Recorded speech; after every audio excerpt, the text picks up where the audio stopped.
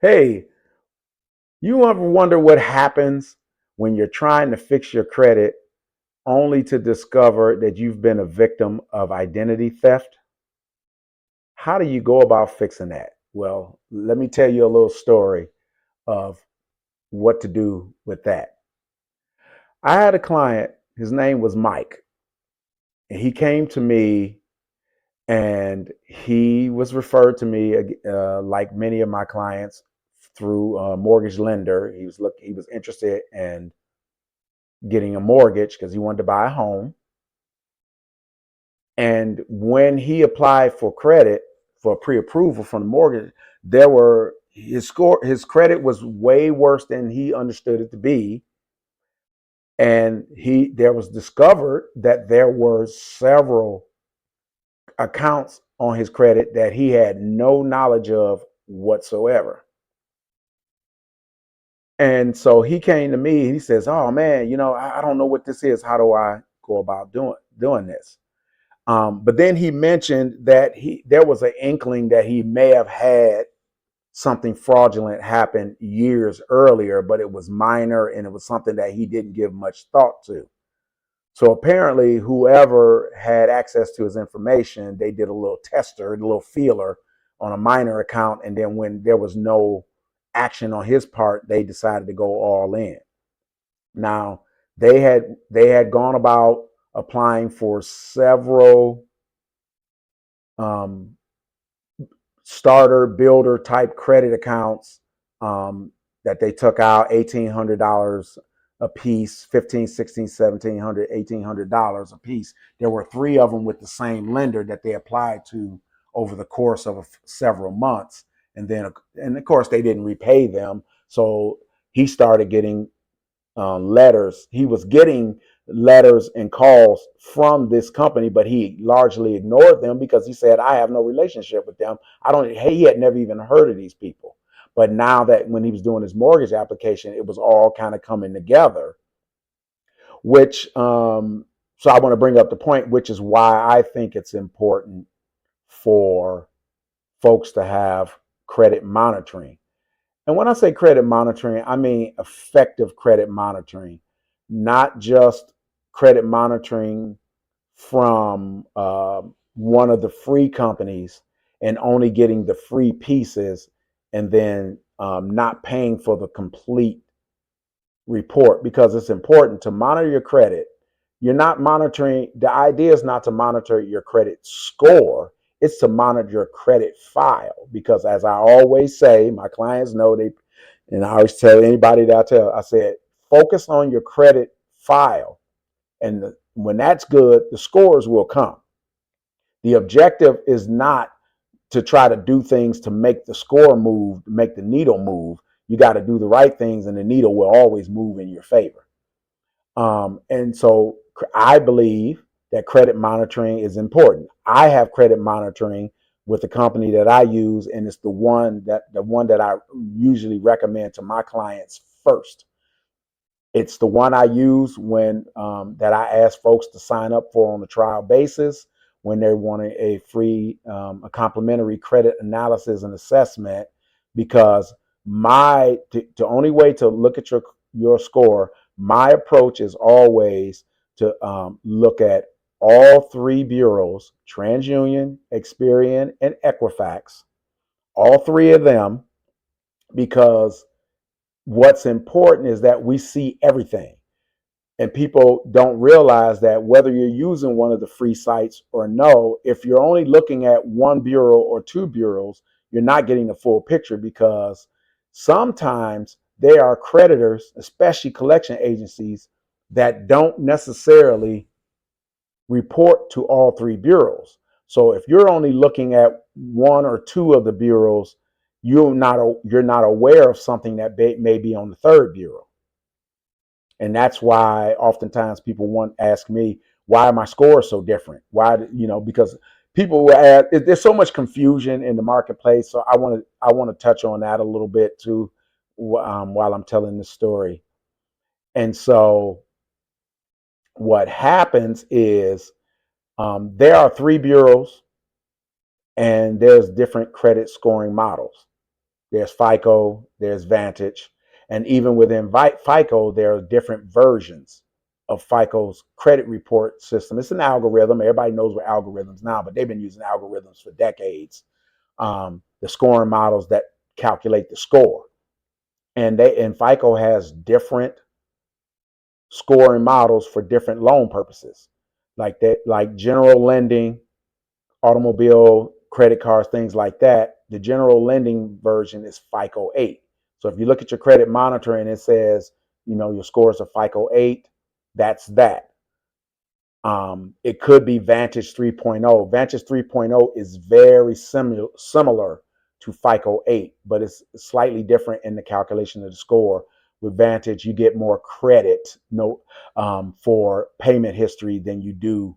More of your scores get credit for pay history than what FICO 8 gives you.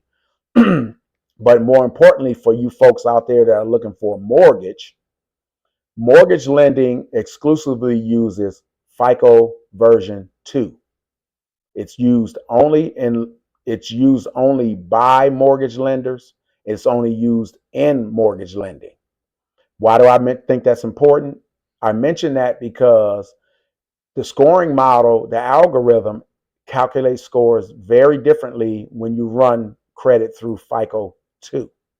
And that's regardless of, so if you take someone's credit report that was generated today, as of this report, if it was generated today and you ran it through a scoring model through FICO 8, you may come up with scores of 600.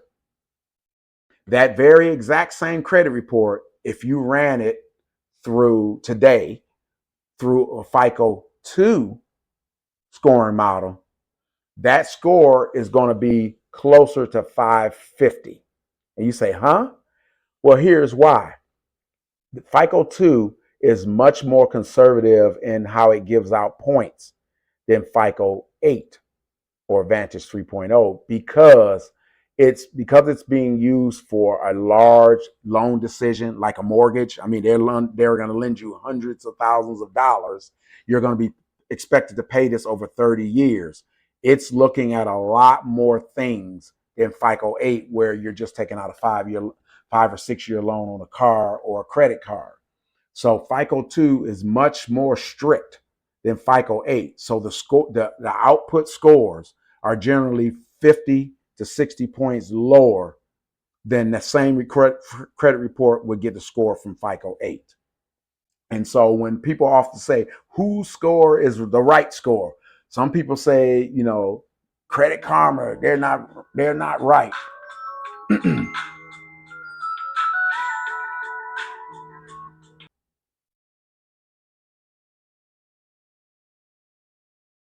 Essentially, basically, whichever credit score model that the lender that you're trying to get money from, which one they use, that's the right score. But just keep in mind though that the differences in score are basically based on the different scoring models. So hopefully that's a little bit less confusing now. But back to our story about Mike. So Mike, again, discovering that he was a victim of identity theft. What I always recommend, I tell people to do when you is determine that you got identity theft. The very first thing you should do is file a police report with your local police department. That's one, because you want to get that and you want to name all the accounts um, that are not yours, that are part of the fraud. Secondly, it's always a good idea to file a identity theft registration report with your state, because I'm assuming most states have one. I know Ohio does, and a lot of other states. But you want to file that with the state. That way, there's a registration on file that you've been a victim of identity theft. So that's step two. Now, the Federal Trade Commission also has a link in their area in their website too, where you can register as a victim of identity theft, because they want to know too, so they can track these things. And all of these, and then the IRS, I would recommend that with you file, let the IRS know and create the PIN verification. That way, you don't have to worry about the possibility of someone trying to file an income tax return in your name to get a refund, a fraudulent refund. And so I would recommend you do that as well. But even after doing all of those things, for those purposes, it's important too, because essentially when we go to dispute the validity of any debts related to identity theft or fraud, the creditors and the credit bureaus, well, I'll say the credit bureaus and the Consumer Finance Protection Bureau, which oversees credit reporting in the industry. The assumption is that if you've gone through the trouble of reporting this as an actual crime with your municipality and all of those registrations, the burden, the your credibility is saying that these are legitimate identity theft. They believe you, because lots of people will say, "Oh, that's not mine. It must be identity theft or something." But unless you go and file an actual police report, they think they can consider that just being some kind of excuse. But you're taken way more seriously when you actually go through the trouble of filing a police report. Now, in the past, I've had people who suspected fraud by a friend or family member, and they've been reluctant to report them. Now, keep in mind, I mean, I think if you really have proof that this person did this to you, I mean, it might be a good idea to do that. But you should still, whether you know it or whether they did it or not, you should file a police report. But if you don't know they did it, you don't have to say you think it's them, but you should always report the crime. You should always report the fact that you've been a victim, because that way, I mean, 99%, the chance of successfully removing that from your credit report goes up 99% just by filing the report. And then the burden of proof becomes them, because anybody who extended credit in your name to someone, there, of course, we all know when we apply for things, where they have a responsibility. They have to verify our identity and things of that nature. And so if someone was able to successfully get credit on your name, that means somebody didn't do their job right. And if a creditor loaned someone money in your name without verifying that was actually you, then they should be the victim. I mean, they should seek that you're not the victim there. I mean, they're taking the loss. They should take the loss, is what I should say. They should be taking a loss, because if they didn't do their due diligence, you shouldn't be a victim of them not doing their due diligence. So, but that's just, that's the way it's looked at. So back to Mike. So essentially what happened with him, I had him do that. He filed police reports. And then he filed a police report municipality with those agencies as well. And so then once he did that, we had evidence of that. Then what I did was I submitted those documents to the credit bureaus. And then the first thing they said was, "Hey, we have evidence of identity theft." And then they reached out to the creditor, which had 3 different accounts, as well as a couple of other creditors. And they said, "Hey, Consumer reports identity theft. Show us the documentation that you have, and proving that this person, our consumer was the person that you extended credit to." So basically, they asked them to show, because they should have gotten IDs, things of that nature, whatever they used to verify the person's identity. And if they can't provide that, if either they provide documentation, because obviously it wasn't him, so any IDs that they photocopied in the processing of that credit extension won't have his picture on. It's going to be somebody else. And then if they accepted that, then that means they didn't do their due diligence. So essentially, the burden of proof was on the creditors to prove that that was him. Otherwise, it's identity theft, and they have to remove it. It took a little bit of back and forth with that. And of course, the creditors take their time, because they'd rather have him on the hook than to admit that somebody else got them and they can't poison their water, so to speak, as I like to call it, when they report negative items on the report. So after a series of back and forth correspondence, as was typical in credit restoration, we got those fraudulent. Everything that was determined to be fraudulent at that point in time was removed. And of course, Mike's credit score improved as a result. His scores went higher. However, in the meantime, a couple of new fraudulent accounts surfaced and hit his credit. And so then we had to go back and do that. So over the course of about 4 months, we had to go through the effort. I didn't say trouble, but go through the process of getting those additional items removed as well, and improved his credit. And then so after about 5 months, he was able to improve. He was able to increase his credit score and get his pre-approval, and get his mortgage loan because he was looking to buy a house. So that was a good story there. Now, since that time, and with Mike being a victim of identity theft, I told him that I suggested that he maintain the credit monitoring, and that he maybe even consider a service like um, some of the ones that where they give you fraud protection and all of that now, such as say LifeLock or one of those. I'm not endorsing LifeLock per se, but that's an example that most people recognize. There are lots of other companies out there as well.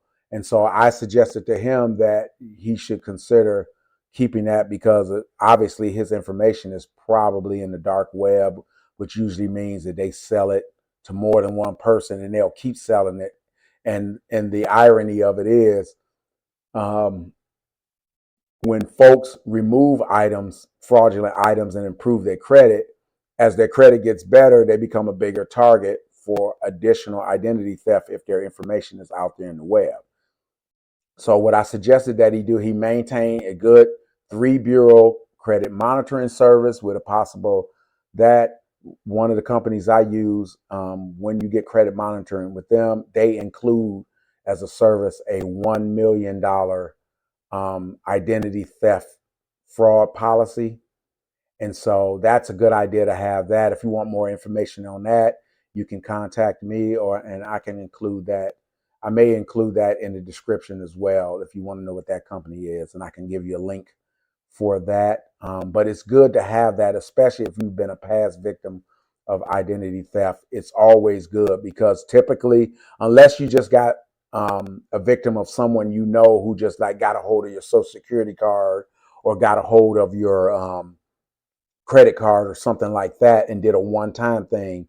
If your information is out there in the web, like in my case, I wasn't a victim of identity theft, but I was named in basically three of the major um, um, breaches that happened in the last 10 years. I don't know if you guys remember, there was the one with Home Depot. I was involved in that one.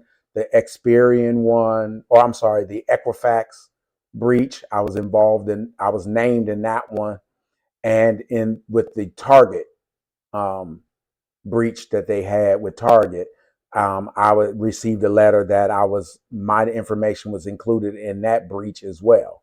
Now, I've been fortunate, knock on wood, that the only issue that I've had since then is one of my old email addresses that I also used as a username for Netflix. They were always hacking my Netflix account and selling my subscription, and I would end up going into my account and seeing 17, 18, 19, 20 different IP addresses all over the world that were using my Netflix account. And I would always change my password, and then they would manage to hack it again. Only after I got rid of that email account and changed my username, and then I no longer had any issues with it. But thus far in my credit monitoring in the dark web, the only information of mine that gets pinged is that old email address. But that's the one of the importances of credit monitoring that I wanted to mention with the identity theft. So identity theft happens a lot more than you think. Sometimes it's not even all out identity theft. Sometimes it's just fraudulent.